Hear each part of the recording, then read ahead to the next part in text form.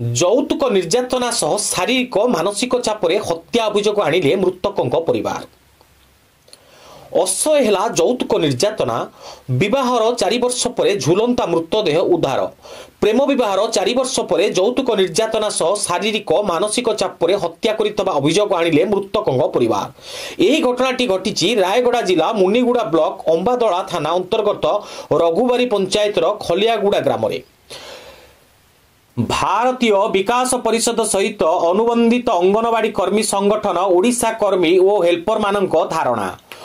ଭାରତୀୟ ବିକାଶ ପରିଷଦ ସହିତ ଅନୁବନ୍ଧିତ ଅଙ୍ଗନବାଡ଼ି କର୍ମୀ ସଂଗଠନ ଓଡ଼ିଶା କର୍ମୀ ଓ ହେଲ୍ପରମାନଙ୍କ ନିମ୍ନଲିଖିତ ମୌଳିକ ସମସ୍ୟା ସମାଧାନ ନିମନ୍ତେ ବିଭିନ୍ନ ଦାବି ନେଇ ଆଜି ରାଜଧାନୀ ରାଜରାସ୍ତାରେ ଧାରଣା ଦେଇଛନ୍ତି।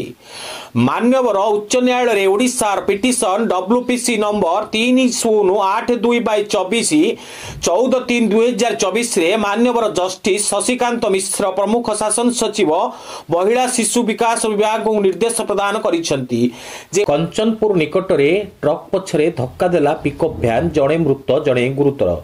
ଚମ୍ପୁଆ ଥାନା ଅନ୍ତର୍ଗତ କଞ୍ଚନପୁର 20 ନମ୍ବର ଜାତୀୟ ରାଜପଥ ନିକଟରେ ଟ୍ରକ୍ ପଛରେ ପିଟି ହେଲା ପିକଅପ୍ ଭ୍ୟାନ୍। ଦୁର୍ଘଟଣାରେ ଜଣେ ମୃତ୍ୟୁବରଣ କରିଥିବା ବେଳେ ଅନ୍ୟ ଜଣେ ଗୁରୁତର ଆହତ ହୋଇଛନ୍ତି। ଗତ ରାତି ପ୍ରାୟ 12ଟା ବେଳେ ଅନୁଗୁଳରୁ ଝାଡ଼ଖଣ୍ଡକୁ ଛେଳି ଆଣିବାକୁ ଯାଉଥିବା ପିକଅପ୍ ଭ୍ୟାନ୍ କଞ୍ଚନପୁର ନିକଟରେ ଏକ ଲୁହାପଥର ବୋଝେଇ ଟ୍ରକ୍ ପଛରେ ଧକ୍କା ଦେବାରୁ ଘଟଣାସ୍ଥଳରେ ପିକଅପ୍ ଭ୍ୟାନ୍ରେ ବସିଥିବା ଜଣଙ୍କର ମୃତ୍ୟୁ ଘଟିଛି। ଆନ୍ଦପୁର ବ୍ଲକରେ ସୋମବାର ଅନୁଷ୍ଠିତ ଜିଲ୍ଲାପାଳ ଏବଂ ଜିଲ୍ଲା ଆରକ୍ଷୀ ଅଧିକାରୀଙ୍କ ମିଳିତ ଜନଶୁଣାଣି ଶିବିରରେ ଅନ୍ୟାୟ ବିରୁଦ୍ଧରେ ସ୍ୱର ଉତ୍ତୋଳନ କରିବାରୁ ଜୀବନରୁ ମାରିଦେବାକୁ ଧମକ ପାଇଛନ୍ତି ଆନ୍ଦପୁର ପ୍ରେସ୍ ଫୋରମର ସଭାପତି ଉମେଶ ଚନ୍ଦ୍ର ପାଢ଼ୀ। ସୂଚନା ଅନୁଯାୟୀ ଆନ୍ଦପୁର ମହାବିଦ୍ୟାଳୟର ହୀରକ ଜୟନ୍ତୀ ପାଳନ ପାଇଁ ମହାବିଦ୍ୟାଳୟର ଅଧ୍ୟକ୍ଷ ଗତ ଜୁନ୍ 19ରେ ଖବରକାଗଜରେ 21 ତାରିଖରେ ଉକ୍ତ କାର୍ଯ୍ୟକ୍ରମ ଅନୁଷ୍ଠିତ ହେବା ପାଇଁ ଖବର ପ୍ରକାଶ କରିଥିଲେ।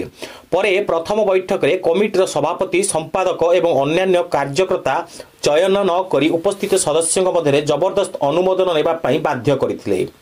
ଆଜି ବିଶ୍ୱ ମାନବ ପ୍ରେମ ଓ ଧର୍ମ ପ୍ରସାର କରିବାକୁ ଆସିଥିବା ବେଳେ 2 ଜଣ ବୟସ୍କ ସ୍ୱାମୀ ସ୍ତ୍ରୀ ହଟହଟା ହୋଇଛନ୍ତି। ଭୁବନେଶ୍ୱର ମାଉସୀମା ଛକ ପାଖରେ ହାଇ ଡ୍ରାମା। ଶେଷରେ ବ୍ୟାନରକୁ ଚିରା ଯାଇଛି। ତାଙ୍କର ପ୍ରଚାର ପ୍ରସାର ମଧ୍ୟ ବନ୍ଦ କରାଯାଇଛି। ମାନବ ପ୍ରେମୀ ଓ ମାନବ ଶାନ୍ତି କେମିତି ହେବେ ଚାହୁଁଥିଲେ। ଏଥିପାଇଁ ସେ ଆସିଥିବା ବେଳେ ତାଙ୍କ ସହ ସ୍ଥାନୀୟ ଯୁବକମାନଙ୍କ ସହ ତିକ୍ତତା ଦେଖାଯାଇଥିଲା।